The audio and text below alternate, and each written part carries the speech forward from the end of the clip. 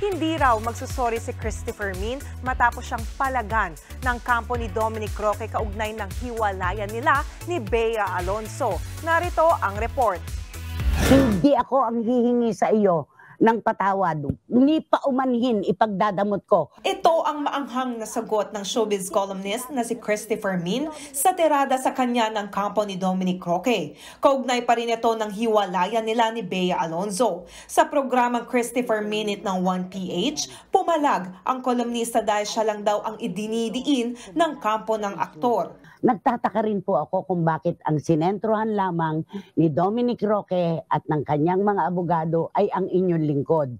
May nilinaw din si Nanay Christie sa issue sa kondo ni Dominic na pagmamayari ni Dapitan Mayor Bullet Halushos. Kahit minsan, hindi ko sinabi na si Dominic Roque ay nakatira sa isang condo unit na pag-aari ng isang baklang politiko. Wala rin daw malisyosong sinabi ang showbiz columnist sa pagkakaugnay ni Dominic sa dating congressman na si Bong Suntay. Wala po kaming sinabi na benefactor ni Dominic Roque. Itong si Ginoong Bong Suntay, hindi po namin sinabi na nagkaroon siya ng gasolinahan dahil sa espesyal na pagtrato.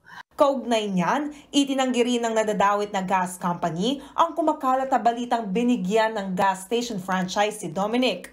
Hindi raw sila namimigay ng franchise sa kahit kanino.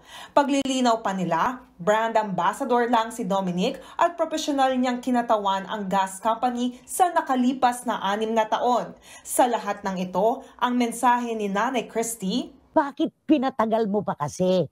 Dapat yan, agad-agad ay sinagot mo na. At saka yung paghiwalay nyo ni Bea Alonzo, tiniwangwang nyo rin ng matagal na panahon. Samantalang po pwede nyo namang linawin kung bakit nga ba kayo nagkahiwalay at bakit hindi na matutuloy ang kasal at ano ang tunay na dahilan.